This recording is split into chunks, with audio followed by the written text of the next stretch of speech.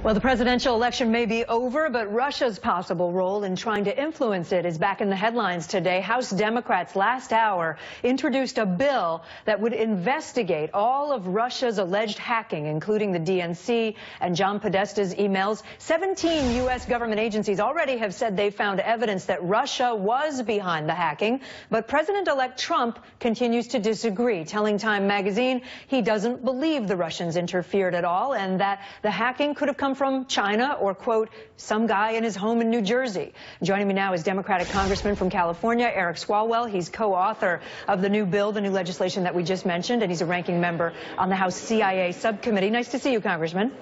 Thank you for having me back, Kate. What do you make of Donald Trump's, President-elect Trump's comments to Time, that he doesn't believe the Russians were behind this? It defies the evidence, and that's why today, after our democracy being under attack during the 2016 presidential campaign, an attack that we've never seen before in our country, that was invisible, electronic, and without attribution, that we are calling for an independent search for the truth and to make recommendations to make sure it never happens again. And Kate, we know from the intelligence community assessment with high confidence that Russia was responsible for the DNC and DCCC hacks, that they were also responsible for creating 3 state voter database systems, and an independent group has claimed that Russia was responsible for disseminating fake news. So for Donald Trump to say that, and someone who has missed a number of intelligence briefings already, would be like somebody who lives in a cave trying to tell you that the sun sets in the east. There's no credibility and no basis for that assessment. So you just listed some of the things that you say we already know, and I said earlier 17 U.S. agencies have already looked into this and found evidence of Russia being involved. Why do we need a commission, a bipartisan commission, as you're suggesting, if we've got government agencies that are already investigating?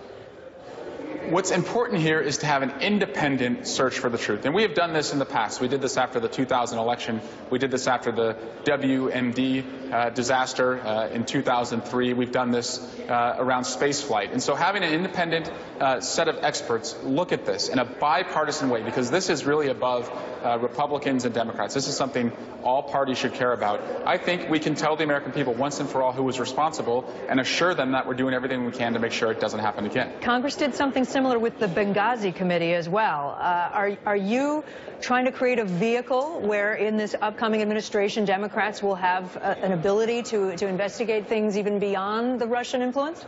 I want the opposite of the Benghazi committee. That was a politically charged committee. What I would like is people who are not in Congress to look at that, and that's why I've worked with Republicans and have sought out Republicans to make this happen, because the Democratic Party may have been the victim this election, but if history has its way, the next victim might be different. But what should always be the same is that both Democrats and Republicans say we will not tolerate foreign interference in our democracy. So how much support do you have for this? I know Senator Lindsey Graham on the Senate side has said that he'd like an investigation, but do you have House members, Republicans, willing to join you Democrats?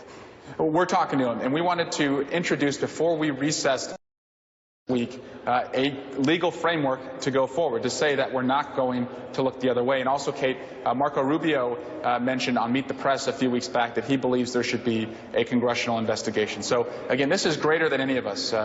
This could happen to the Republicans, and I would be just as offended. And if Hillary Clinton was president, I would still be calling for this. So this is about the future of the sanctity of our democracy. Congressman Eric Swalwell of California, thanks so much for being